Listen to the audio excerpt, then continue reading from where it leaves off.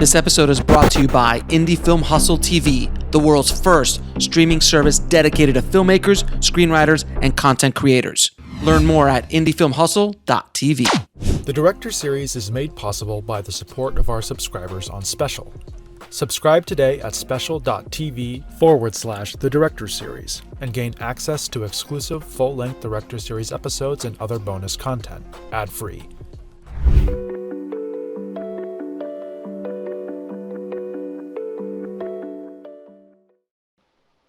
Oh, now call it anything you want.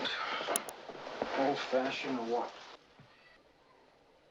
But I love you first. As you. To me, if you love me, you'll understand what I mean. Due to its raggedly independent origins, the film's production endured a rather unconventional and drawn-out path from photography to release, even undergoing several title changes in the process. What began as Bring On the Dancing Girls eventually became I Call First during its initial release, when Scorsese secured a distribution deal that required a rather significant shift in tone. The title changed once more to Who's That Knocking at My Door? Just as the frequent retitling was the byproduct of an underdeveloped distribution plan, so too was his uneven, at times meandering plot a result of shifting narrative intentions, natural creative rediscovery, and unnatural meddling from outside parties. The general framework details youth culture in the insular world of Little Italy, concerned with the plight of a young hood named J.R., who spends his days raising hell with his no-good buddies, and his nights getting his kicks with an endless rotation of girls. The part is played quite authentically by Harvey Keitel, whose fateful answering of Scorsese's ad in Show Business Weekly would lead to a long working relationship, as well as a deep friendship. Indeed, without Who's That Knocking at My Door, there's no Harvey Keitel. Before being cast, the struggling young actor was working as a court stenographer, and about ready to give up on his silver screen dreams altogether. Keitel's natural charisma and boyish vulnerability goes a long way towards making such an openly misogynistic protagonist remotely watchable. JR's head is often in the clouds, dreaming about something better than the aimless, drunken carousing and meaningless sex that fills his days and his nights.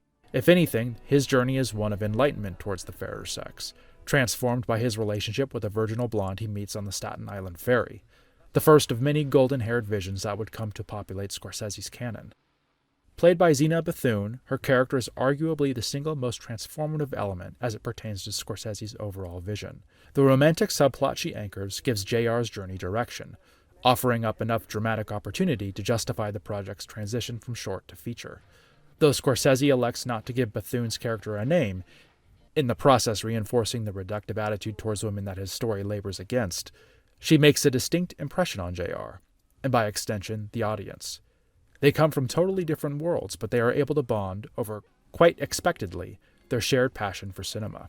A relatively simple narrative told in an endlessly complex fashion, Who's That Knocking at My Door remains relevant to modern audiences with its provocative insights into the double standards that dominate men's relationship with women. Considering the contemporary movement to expose rape culture and its enablers, the film has lost none of its relevancy in depicting that particular form of masculine entitlement, responsible for the perpetuation of women's objectification. A major turning point in JR's relationship with the girl comes when he expresses his desire to marry her, which prompts her to reveal her darkest secret, that she is a victim, no, a survivor, of date rape. JR's initial reaction is one of disgust. Unable to deal with the revelation emotionally, he storms off into the night for a round of rowdy partying with friends. Come morning, he's come to his senses and returns to say, rather boorishly, that he's forgiven her. Only, it's not forgiveness that the girl wants. The chaos of Scorsese's storyline is reflected in the chaos of its production, or perhaps the former is a direct byproduct of the latter. Like a city built atop the ruins of another, new scenes and entire subplots are grafted by editor Thelma Schoonmaker onto the foundations of earlier conceptions of the story. Beyond the relative disorganization of his artistic process, a chief reason why production went on for so long was simply that life was happening to the burgeoning young director.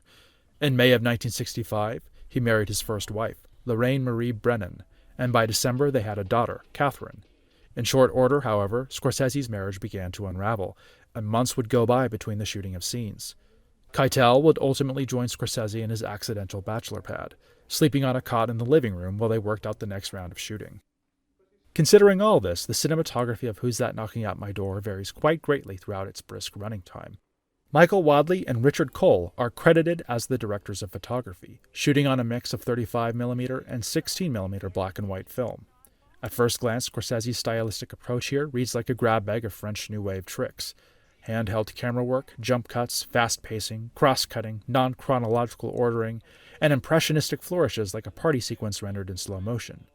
Cassavetes' Shadows, so formative an influence on young Scorsese's decision to pursue filmmaking as a career, proves an equally outsized influence on the aesthetic style of his debut, imprinting itself on every frame. Scorsese is credited with helping to popularize the use of contemporary rock music in modern American cinema, and Who's That Knocking at My Door gives us our first glimpse at the young director's musical affectations. He populates the soundtrack with several jukebox and doo-wop hits. They may sound antiquated to us today, but back in the 1960s, these songs had the establishment clutching their proverbial pearls, full of vitality, energy, and rebellious spirit. In a filmography defined by the distinct milieu of New York-based Italian-Americans and Catholic obsessions with redemption and guilt, Who's That Knocking at My Door is easily the bluntest of the bunch, hammering home its theme with extended montages of old-world religious iconography, cathedrals, statues of Mary, Christ on the cross, prayer candles, etc. It also sees prototypes of Scorsese's signature style, with images of messy violence and a cameo appearance from his larger-than-life mother, Catherine.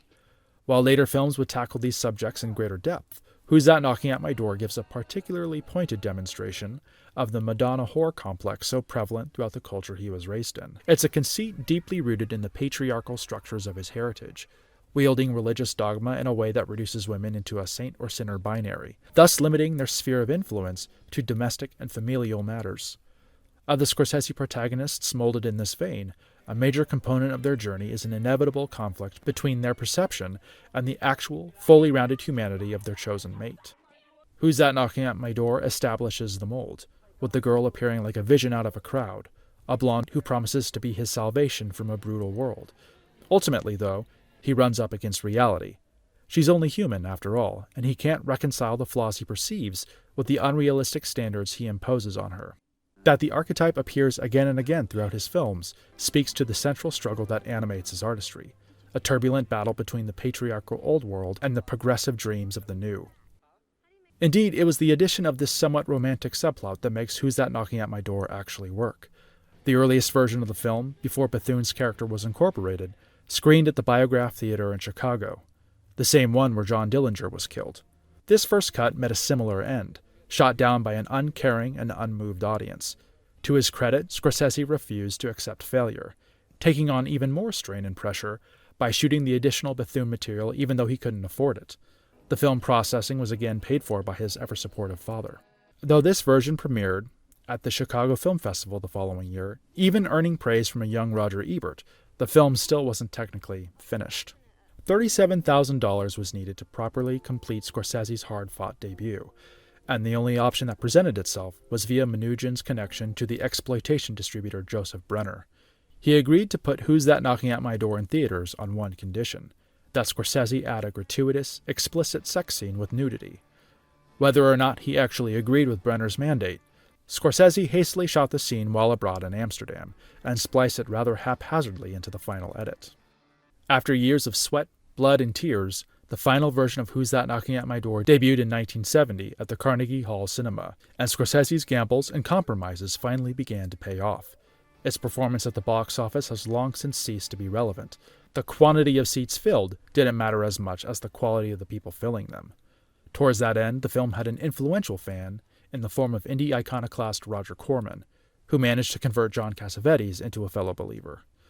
Imagine a young Scorsese's utter elation upon hearing the news that Cassavetes, a personal hero whose work catalyzed his own journey towards a film career, compared his debut favorably to a work no less monumental than Orson Welles' Citizen Kane.